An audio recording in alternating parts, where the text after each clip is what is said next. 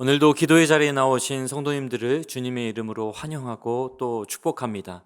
이 시간 우리 사도신경으로 우리의 신앙을 고백하겠습니다.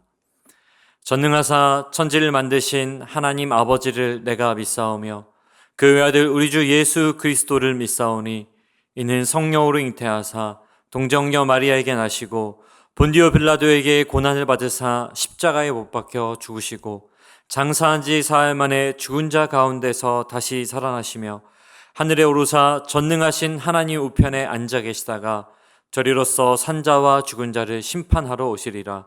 성령을 믿사오며 거룩한 공회와 성도가 서로 교통하는 것과 죄를 사하여 주시는 것과 몸이 다시 사는 것과 영원히 사는 것을 믿사옵나이다. 아멘. 우리 시간 함께 찬송가 446장, 찬송가 446장 주 음성 외에는 함께 찬양하시겠습니다.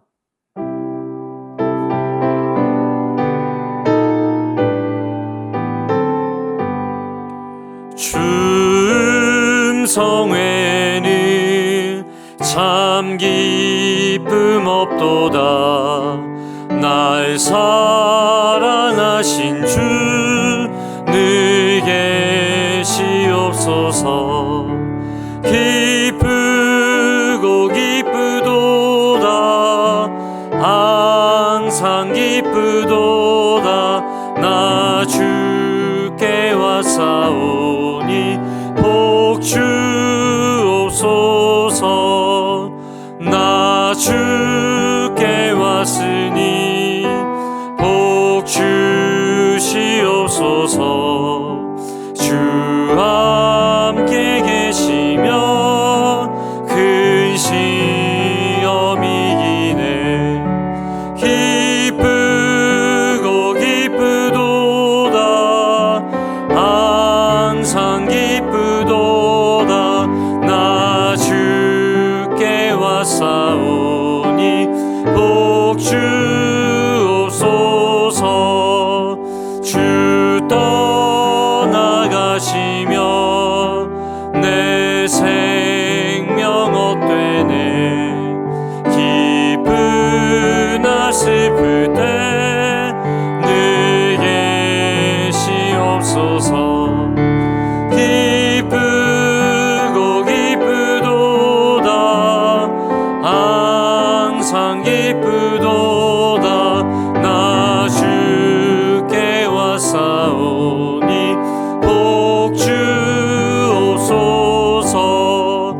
그 귀한 언약을 이루어 주시고 주 명령 따를 때 늘 계시옵소서. 기쁘고 기쁘도다. 항상 기쁘도다. 나 주께 왔사오니 복 주옵소서. 아멘. 오늘 우리에게 주시는 하나님의 말씀은 잠언 13장 말씀입니다. 잠언 13장 1절부터 9절까지의 말씀입니다. 이 시간에 잠언 13장 1절부터 9절까지의 말씀을 함께 읽겠습니다. 지혜로운 아들은 아비의 훈계를 들으나 거만한 자는 꾸지람을 즐겨 듣지 아니하느니라. 사람은 입의 열매로 인하여 복록을 누리거니와 마음이 괴상한 자는 강포를 당하느니라. 입을 지키는 자는 자기의 생명을 보전하나 입술을 크게 벌리는 자에게는 멸망이 오느니라. 게으른 자는 마음으로 원하여도 얻지 못하나 부지런한 자의 마음은 풍족함을 얻느니라. 의인은 거짓말을 미워하나 악인은 행위가 흉악하여 부끄러운 데에 이르느니라. 공의는 행실이 정직한 자를 보호하고 악은 죄인을 패망하게 하느니라. 스스로 부한 채 하여도 아무것도 없는 자가 있고 스스로 가난한 채 하여도 재물이 많은 자가 있느니라. 사람의 재물이 자기의 생명의 속전일 수 있으나 가난한 자는 협박을 받을 일이 없느니라. 의인의 빛은 환하게 빛나고 악인의 등불은 꺼지느니라. 아멘. 예수님께서는 우리를 세상의 빛이라고 칭하십니다. 그래서 마태복음 5장 14절에 보면요, 너희는 세상의 빛이라. 산 위에 있는 동네가 숨겨지지 못할 것이요.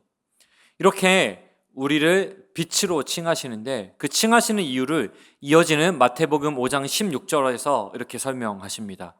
이같이 너희 빛이 사람 앞에 비치게 하여 그들로 너희 착한 행실을 보고 하늘에 계신 너희 아버지께 영광을 돌리게 하라. 이렇게 우리는 이 땅의 빛으로 살아가야 합니다. 하지만 우리가 이 땅에서 빛을 비추면서 살아간다는 것이 참 쉽지 않다라고 하는 것을 우리의 삶 속에서, 우리의 인생을 살아가면서 깨닫게 되는 것이 우리의 현실인 것 같습니다. 그런 우리에게 오늘 잠언 13장에서는 빛으로 살아갈 수 있는 길, 빛으로 살아갈 수 있는 방법을 가르쳐 줍니다. 그래서 잠언 13장 9절에 보면 의인의 빛은 환하게 빛나고 악인의 등불은 꺼지느니라. 여기 13장 9절 말씀에 보면은 꺼지는 등불도 있습니다. 하지만 꺼지는 등불이 아니라 환하게 빛나는 꺼지지 않는 빛이 있다라고 말하고 있는 것을 우리는 볼 수 있습니다. 우리는 어떻게 꺼지지 않는 등불, 꺼지지 않는 빛으로 살아갈 수 있을까요? 오늘 본문에서는 꺼지지 않는 등불로 살아가기 위해서 우리가 점검해야 될 두 가지가 있다고 설명합니다. 먼저 우리가 꺼지지 않는 등불로 살아가기 위해서 점검할 것이 있다면은 말하기입니다. 2절에서는 사람은 입의 열매로 복록을 누리거니와 마음이 괴사한 자는 강포를 당하느니라. 3절에서도요.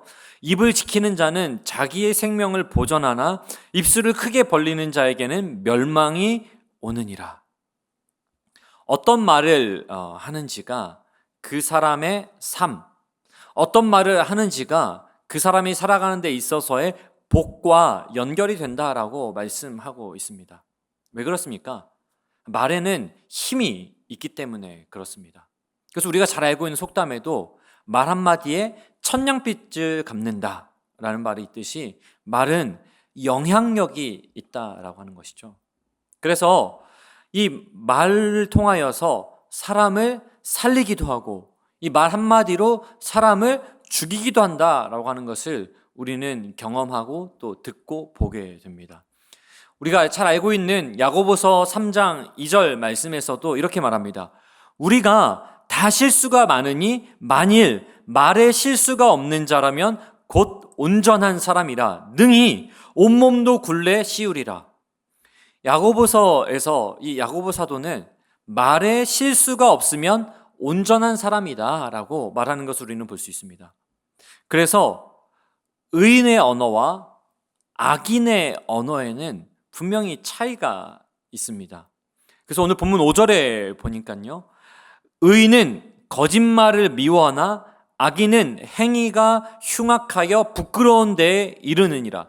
7절에서도요, 스스로 부한 채 하여도 아무것도 없는 자가 있고 스스로 가난한 채 하여도 재물이 많은 자가 있느니라.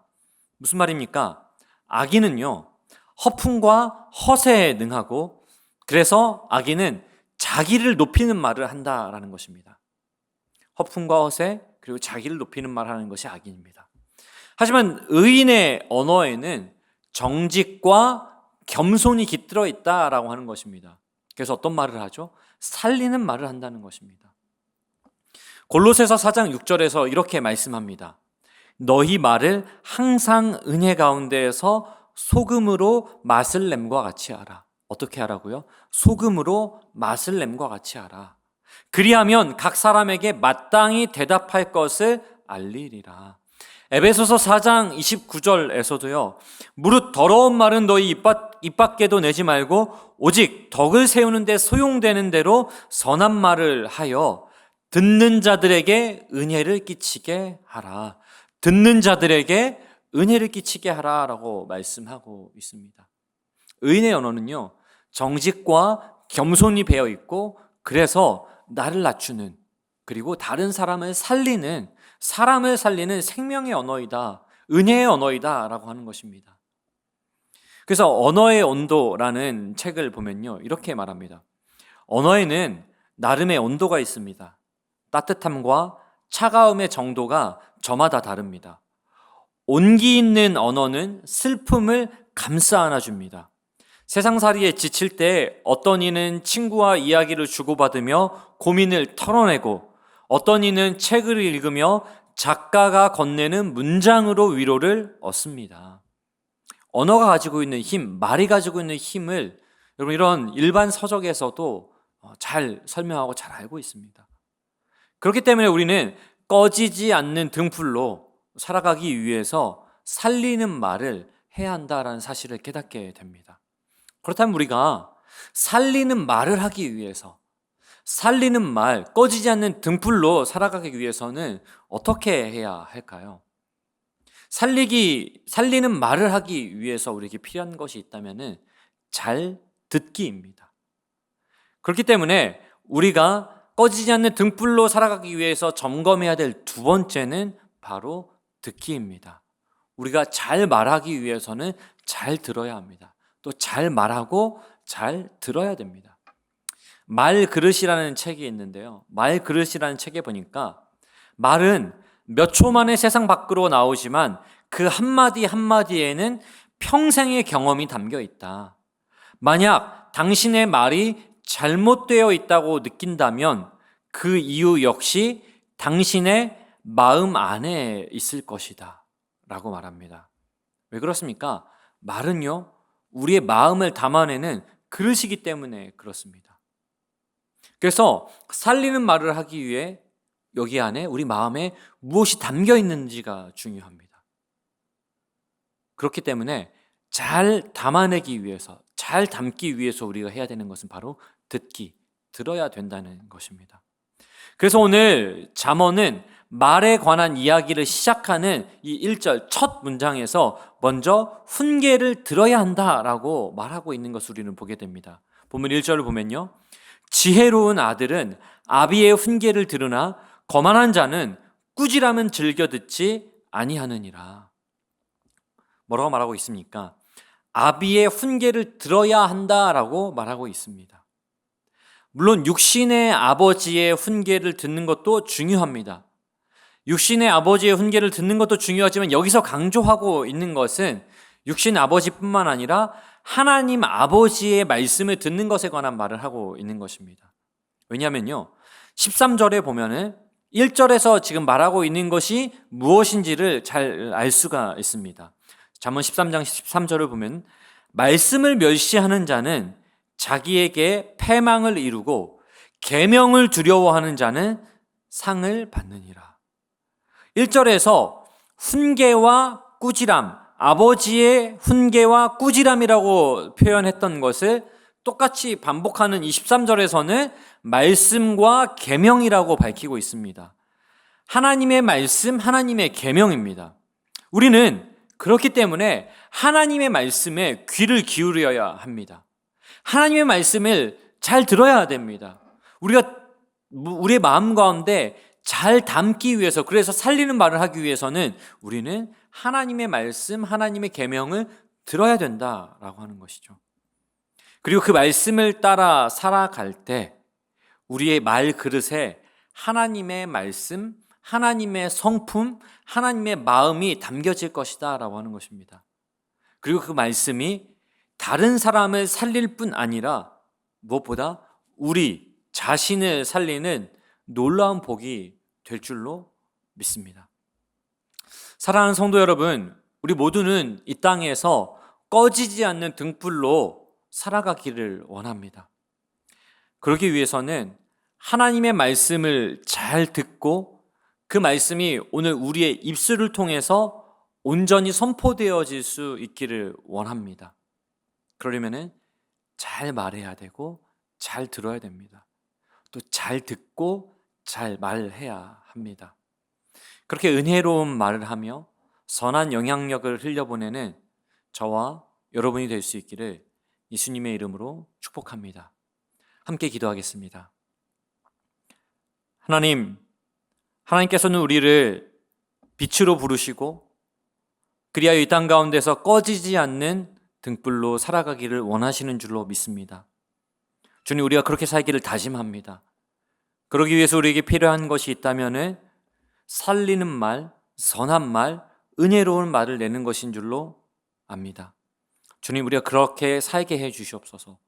그리고 그렇게 하기 위해서는, 그렇게 말하기 위해서는 하나님의 말씀, 하나님의 계명에 귀를 기울여 들어야 되는 줄로 믿습니다. 잘 듣게 해 주시옵소서. 잘 듣고 그것이 담겨진 아름다운 말을 내는 우리 모두가 될 수 있도록 주님 붙잡아 주시옵소서. 그렇게 우리를 통하여서 하나님이 선하심을 드러낼 것을 믿고 의지하오며 예수님의 거룩하신 이름으로 기도드립니다. 아멘. 이 시간에 우리 말씀을 기억하시면서 두 가지 기도 제목으로 기도하겠습니다. 먼저는요, 언제나 어디서나 은혜로운 말과 선한 말을 함으로 은혜의 통로가 되게 해 주시옵소서. 두 번째로는요, 세상의 것들로 우리의 심령을 채우지 않게 하시고 오로지 하나님의 말씀으로 우리의 심령을 채우고 하나님의 말씀으로 우리의 심령이 채워지게 해 주시옵소서. 우리 이렇게 말씀을 붙잡고 기도하시고 각자 기도 제목으로 계속해서 기도하겠습니다. 함께 기도하시겠습니다.